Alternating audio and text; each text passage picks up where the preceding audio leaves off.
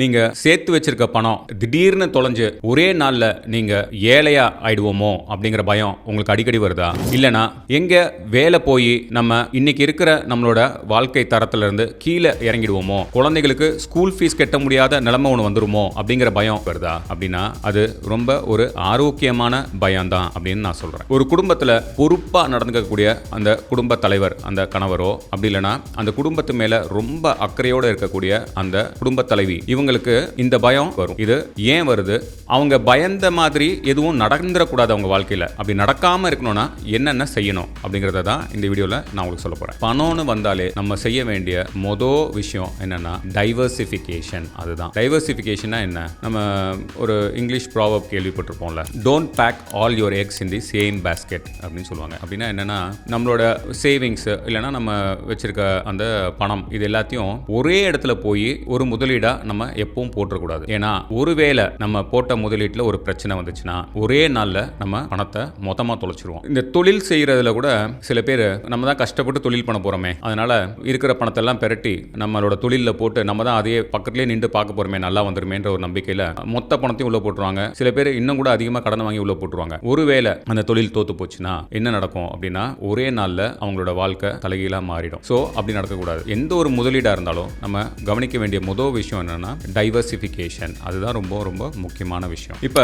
உங்களோட மொத்த சொத்து மதிப்பு அப்படிங்கிறது 1 கோடி ரூபாய் அப்படின்னு வச்சுக்கோங்களேன். அது எப்படி இருக்கணும் அப்படின்னா, ஒரு 20 to 30 லட்சம் ரூபாய்க்கு என்கிட்ட ஒரு நிலம் இருக்கு, ஒரு பிளாட் வாங்கி வச்சிருக்கேன். அப்புறம் ஒரு 30 to 35 லட்சம் ரூபாய்க்குள்ள என்கிட்ட தங்க நகைகளா வச்சிருக்கேன். அப்புறம் ஒரு 15 லட்சத்துலேருந்து ஒரு 20-25 லட்சம் ரூபாய் மியூச்சுவல் ஃபண்டில் போட்டு வச்சிருக்கேன். அதுக்கப்புறம் ஷேர் மார்க்கெட்டில் நானா ஒரு 10 கம்பெனியில் பிரிச்சு ஒரு கம்பெனிக்கு 50,000 ஒரு 5 லட்சம் போட்டு வச்சிருக்கேன். அப்புறம் டெபாசிட் ஒரு 10 லட்சம் வச்சிருக்கேன். இப்படின்னு சொல்லக்கூடிய ஒருத்தராக நீங்கள் இருந்தீங்கன்னா கம்ப்ளீட்டாக டைவர்சிஃபைடாக உங்களோட இன்வெஸ்ட்மெண்ட்ஸ் எல்லாமே இருக்குது, உங்களோட சேவிங்ஸ் எல்லாமே டைவர்சிஃபைடாக இருக்குது அண்ட் எல்லாமே அப்ரிஷியேட்டிங் அசட்டாக இருக்கும்போது உங்களுக்கு எப்போவுமே ஒரு ஸ்ட்ரெஸ் இருக்காது. இது ஒரே இடத்துல என்கிட்ட இருக்கிற 1 கோடி ரூபாயும் அங்கே பாருங்க அந்த வீடு தெரியுது, அதாங்க என் வீடு, ஆனால் கையில் வேறு எதுவும் இல்லைங்க அப்படின்ற ஒரு நிலைமை இருந்துச்சுன்னா அது உங்களுக்கு எப்போவுமே டென்ஷனை கொடுக்கும். அப்புறம் ஒரு முக்கியமான விஷயம் தெரிஞ்சுக்கோங்க, நமக்கு நிறைய பயங்கள் வருதுல்ல, அதில் ஸ்டாட்டிஸ்டிக்ஸ் என்ன சொல்லுதுன்னா 85% கிட்டத்தட்ட 85% நம்ம எதுக்கெல்லாம் பயந்தோமோ அந்த பயம்லாம் நிஜமாக ஆகுறதே கிடையாது. அதாவது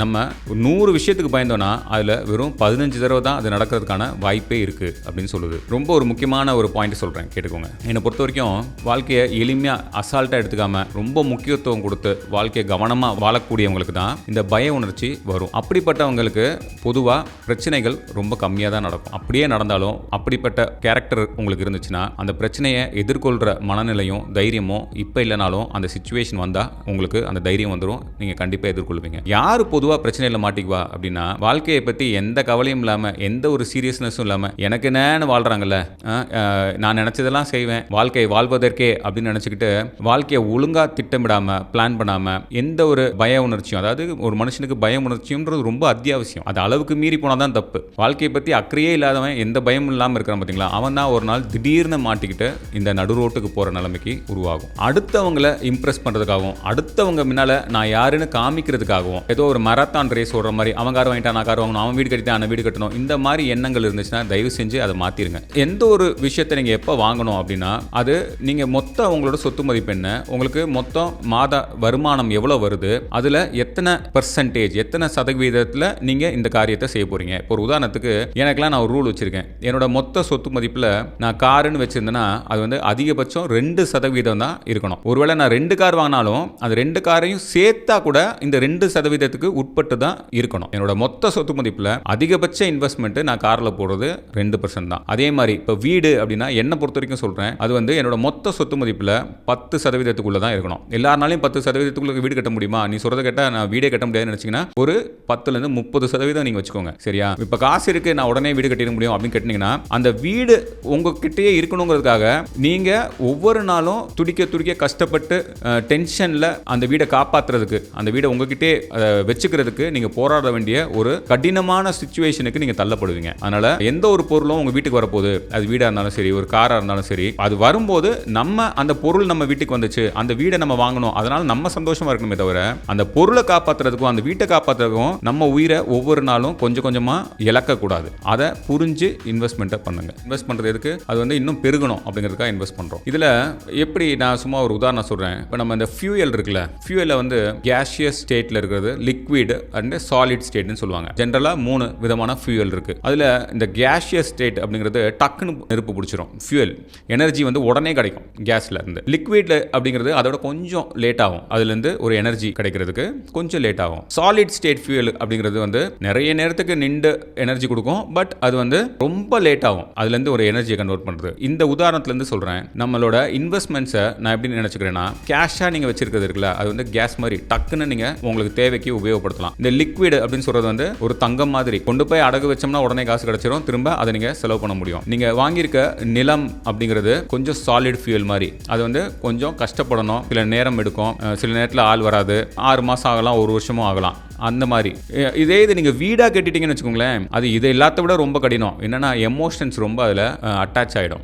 நம்ம ஊரறிய நம்ம இந்த வீட்டில் வாழ்கிறோம், இந்த வீட்டை விற்கிறதா அப்படிங்கிறது ஒரு பெரிய ஒரு எமோஷன்ஸ் அட்டாச் ஆகிடும். ஸோ உங்களுக்கு ஒரு தேவைக்கு அப்போ நீங்கள் எப்படி வச்சுக்கணும், இந்த 3 ஸ்டேட் நான் சொன்ன பாருங்க, கொஞ்சம் கேஷ் இருக்கணும், அடுத்து கொஞ்சம் கோல்டு இருக்கணும். இப்போ மியூச்சுவல் ஃபண்ட்லாம் உடனே நீங்கள் இமீடியட்டாக கேஷ் ஆக முடியும், ஷேர் மார்க்கெட்டில் இருந்தாலும் இமீடியட்டாக கேஷ் ஆக முடியும். ஆனால் அங்கெல்லாம் டைவர்சிஃபைடாக இருக்கணும், ப்ராப்பர் ஒரு கைடன்ஸில் ஒரு சரியான ஒரு ஆலோசகர்கிட்ட ஐடியா கேட்டு கரெக்டாக இன்வெஸ்ட் பண்ணுறதா இருந்துச்சுன்னா இது இந்த மாதிரி டைவர்சிஃபைடாக பணம் வச்சுக்கலாம். நிலம் அப்படிங்கிறது கொஞ்சம் சாலிட் ஃபியூல் மாதிரி கொஞ்சம் லேட் ஆகும். ஆனால் வீடு கட்டிட்டீங்கன்னா அதில் டிப்ரிசியேஷனும் இருக்குது, அதை எமோஷனலாக விற்கிறதும் ரொம்ப கஷ்டம். ஸோ நீங்கள் புதுசாக சம்பாதிக்கிறவங்க எடுத்ததுமே ஒரு வீடை கட்டிட்டீங்கன்னா அப்போ என்ன ஆகும்னா, அந்த வீட்டை காப்பாற்றுறதுக்காகவே நீங்கள் வாழ்க்கையெல்லாம் வாழ்கிற மாதிரி ஆயிரும். அதை நீங்கள் கொஞ்சம் கவனத்தில் எடுத்துக்கணும். இப்போ நமக்கு வாழ்க்கையில் ஏதோ ஒரு நெகட்டிவாக ஒரு விஷயம் நடந்துருச்சு அப்படின்னா, ஐயோ இப்படி நடந்துருச்சு அப்படின்றதுலேயே நம்ம அதையே யோசிச்சுட்டு மனசை கஷ்டப்படுத்திக்கிட்டு அந்த கவலையிலேயே கிடந்து புரண்டுட்டு இருக்கக்கூடாது. நம்ம டக்குன்னு நம்ம மைண்டை மாற்றிட்டு பாசிட்டிவாக சரி நடந்துருச்சு, இப்போ அடுத்து என்ன செய்யணும் அப்படின்னு நம்ம வாழ்க்கையில் இப்போ இருக்கிற சிச்சுவேஷன், நம்ம ஏதோ ஒரு சிச்சுவேஷனில் இருந்தோம், அந்த சிச்சுவேஷன்லேருந்து இப்போ ஒரு பேட் சிச்சுவேஷன் வந்திருக்கும், இந்த சிச்சுவேஷன்லேருந்து நம்ம வாழ்க்கையை எப்படி சந்தோஷமாக நடத்துறது, இப்போ அடுத்து நம்ம என்ன பண்ணணும் அப்படின்ற மாதிரி நம்ம வாழ்க்கையை வாழ கற்றுக்கணும். இது வந்து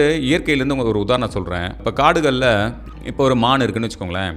அந்த மானை வந்து ஒரு மாத காலத்தில் ஒரு மாதம் ஒரு 30 நாளில் எத்தனை தடவை புலி விரட்டி இருக்கும், எத்தனை தடவை சிங்கம் விரட்டி இருக்கும், இல்லை எத்தனை தடவை அது உயிருக்கு ஆபத்தான சூழ்நிலையிலிருந்து தப்பிச்சிருக்கோன்னு யோசிச்சு பாருங்க. அது ஒவ்வொரு நாளும் அது ஒவ்வொரு நொடியும் பயந்து தான் வாழணும், ஏன்னா உயிரே போயிடும் அந்த இடத்துல. ஆனால் அந்த மாதிரி சூழ்நிலைக்கு நடுவில் தான் இந்த மான்கள் இல்லைன்னா எந்த ஒரு விலங்கோ சந்தோஷமா துள்ளி குதிச்சு ஓடுது, குட்டிகளை போடுது, ஒரு குடும்பத்தை உருவாக்குது, அண்ட் வாழ்க்கையும் சந்தோஷமா வாழுது. அப்ப நான் சொன்ன மாதிரி ஒரு குறுகிய காலத்துக்குள்ள பல தடவை தன்னோட உயிருக்கு ஆபத்து வந்திருக்க சூழ்நிலையிலையும் தாண்டி ஒரு காட்டு விலங்கு தன்னோட வாழ்க்கையை சந்தோஷமா வச்சுக்க முடியுது. அவ்வளோ பிரச்சனைகளுக்கு நடுவுலையும், உயிர் போற பிரச்சனைகள் இயற்கையா அடிக்கடி தன்னை தாண்டி போகக்கூடிய அந்த பிரச்சனைகள் தன்னை சூழக்கூடிய நிலைமை வந்து போனா கூட அந்த மாதிரி ஒரு சூழ்நிலையில் வாழக்கூடிய ஒரு காட்டு விலங்கு அதுக்கு நடுவில் தன்னோட வாழ்க்கையில சந்தோஷத்தையும் தேடிக்க கத்துக்குது. ஸோ ஒரு பிரச்சனை வந்துச்சுன்னா அந்த பிரச்சனையிலேயே நம்ம மூழ்கி போய் அந்த பிரச்சனை நினைச்சே பயந்துக்கிட்டு வாழ வேண்டிய அவசியம் இல்லை. நம்ம தான் நம்ம மனசை டியூன் பண்ணிக்கணும். டக்குன்னு அதுல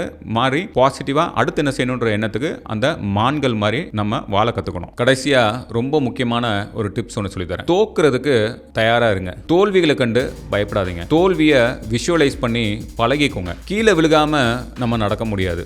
என்னைக்காவது ஒரு நாள் யாரா இருந்தாலும் சறுக்கி கீழே விழுக தான் செய்வோம். விழுந்துட்டோம் அப்படிங்கறனால அது தோல்வின்னு நினைக்காதீங்க. நீங்க என்னைக்கு என்னால இனிமே எந்திரிச்சே நடக்க முடியாது, திரும்ப என்னால ஓட முடியாதுன்னு நினைக்கிறீங்களோ அன்னைக்கு தான் நீங்க தோத்ததா அர்த்தம். கீழே விழுந்தாலும் நான் திரும்ப முயற்சி பண்ணுவேன், திரும்ப எந்திரிச்சு நிற்பேன் அப்படின்னு சொல்ற வரைக்கும் உங்க வாழ்க்கையில தோல்வின்னு ஒண்ணு கிடையாது. ஊருக்காக ஒரு இல்லாத கௌரவத்தை காப்பாத்துறேன் அப்படிங்கிற மனநிலையை விட்டு வெளியே வாங்க. உங்களுக்காக நீங்க உங்க வாழ்க்கையை வாழுங்க. அடுத்தவங்களுக்காக ஒரு கௌரவம் அப்படின்னு நீங்களா ஒரு மாயையில என்னைக்குமே வாழாதீங்க. வெற்றி அப்படிங்கிறது பல தோல்விகளுக்கு அப்புறம் தான் வெற்றி வரும். அதே மாதிரி வெற்றி அப்படிங்கிறது நிரந்தரமும் கிடையாது. வெற்றிக்கு பின்னால திரும்ப ஒரு தோல்வியும் வரும். இது ஒரு கண்டினியூஸ் செயின் ஆஃப் ப்ராசஸ். அதை நம்ம புரிஞ்சுக்கணும். என்னைக்கு நீங்க என்னால இதுக்கு மேல முடியாதுன்னு நீங்க ஒத்துக்கிறீங்களோ அன்னைக்கு தான் அதுக்கு ஒரு எண்டே வரும். ஸோ வெற்றியும் தோல்வியும் மாறி மாறி தான் வரும். இதுல கௌரவம் அது இதுன்னு நினைச்சு சமுதாயத்தை நினைச்சு உங்களை நீங்களே டென்ஷன் ஆக்கிக்க அவசியமே கிடையாது. நன்றி.